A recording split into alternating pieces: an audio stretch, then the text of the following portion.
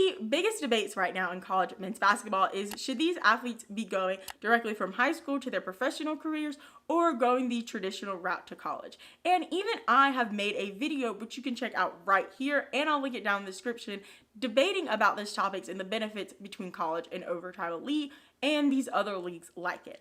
But this week I have sports reporter and digital content creator Quierra Luck here to discuss what she sees from the eyes of the athletes and the benefit to either or. So make sure to give this video a thumbs up or a thumbs down because it's your thumb, and let's go ahead and get into it. Well, as we've seen over the past 2 or 3 years, you've seen these leagues pop up of overtime elite. You got the NBA G League Ignite team. How do you think those are going to affect them? Because I know I've done a few videos on them, and obviously I am past the point of that being a consideration for me. Right. But we have these kids like going to the John Wall tournaments or going to these various AAU tournaments, and obviously those are options for them now. Do you feel like these leagues will possibly be taking that away, that college experience for them? Now, I get the G League wholeheartedly. I get it in the point of its point. The one thing that I think college basketball will forever have over going straight to the league is you get to build a fandom. And if you're talking about branding, and if you're talking about just looking at your career in totality, take Carolina fans, for instance. Carolina fans are your fans until the day you die. They will come to your funeral if possible. You will forever be a homer at Carolina, and they will support, they will buy, they will tweet your name for All-Star, whatever it needs to be.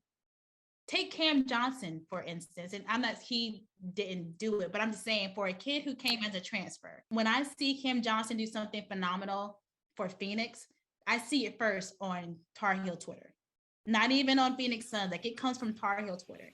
Like, they're watching, they're looking at Justin Jackson get that 10-day contract. They're talking about the possible team up of what a Carolina team up of Cam Johnson and Justin Jackson on a Suns offense, or seeing how the thought of Zion going up there with RJ. I mean, even with Duke fans, like, it's just like the fandom never leaves.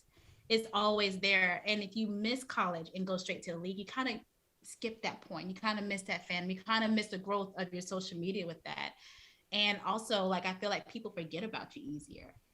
Like, I have not seen, no shade, and maybe because it's not promoted on my timeline enough, or just in general, I just haven't seen, for the kids who went straight to the league or who went straight to overtime, I have not seen them at all. Completely. And I feel like kids think they have that exposure because of the power of the internet nowadays, but they don't realize that that's just the weirdos who are obsessed with, like, you know, looking at the stats and following you from the AAU tournament to the internet. That's a very small portion from when you're exposed to the world of college basketball, when you're on ESPN or ESPN Plus, CBS. Like, those are just the people who just like to watch basketball on a Saturday afternoon. And then they're like, oh, they hear that story, they fall in love with you, and then you hear you in the draft, and like, oh, that's that kid that I watched in that random basketball game in April. And that's how you become a fan. That's how you become a super fan. And even with the NIL, I think it's like, does it even matter if you go straight to the league now? Because if you're really a star, you're going to get branded. Like, regardless, like, Kool-Aid McKinstry got Kool-Aid in college. Like, this man was he was 17 years old and he got a brand deal with Kool-Aid. Like, you're gonna be fine. I mean, even like Paige Beckers, like Gatorade, sis is paid. So, like, if you're a star, you're a star. Like, nothing is going to hinder that from you.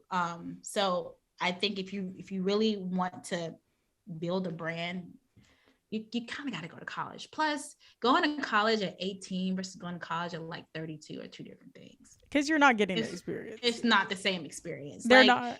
We love J.R. Smith. Now, we love J.R. Smith. Oh, yes. We love J.R. Smith now. I had absolutely loved seeing him go back to school.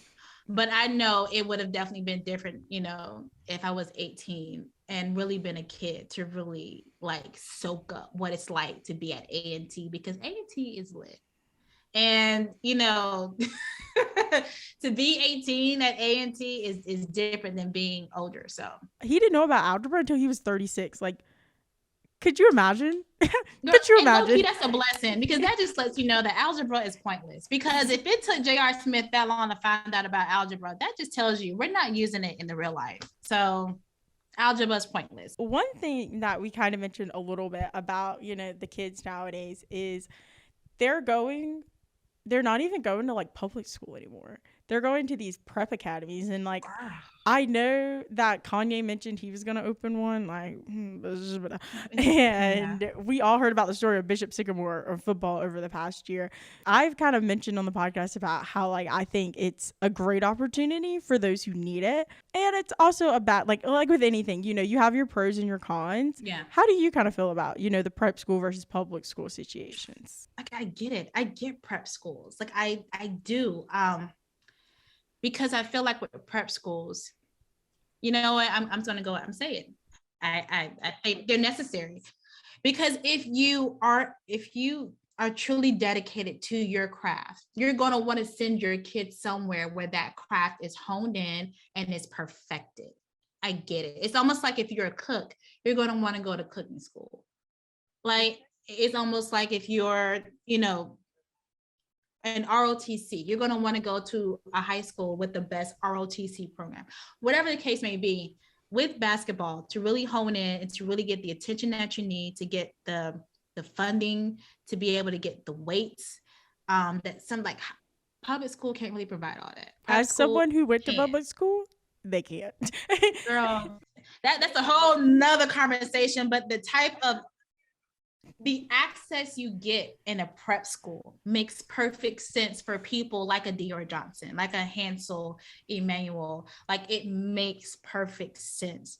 Like, these are people with a career in the NBA. This is not just like a fluke or, an extracurricular activity. It's not that. No, like, kids like that who are top in the nation, definitely, I get why they go to a prep school. You need that attention. So it makes sense to me. Well, now that you have our take on this hot topic in college sports, leave me a comment down below telling me how you feel about this topic, as well as check out the entire conversation I had with Quierra Luck over on the Her Sports Convo podcast channel, which I'll have linked down below as always. Make sure to subscribe and hit the bell to be notified every time I post a new video, which are on Mondays at 11 a.m. Eastern Standard Time.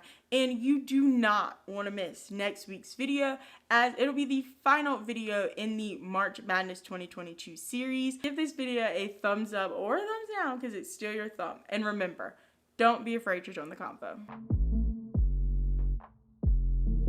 We're just not going to pay attention to the fact that I literally am wearing the same outfit I was wearing in the last video. We're just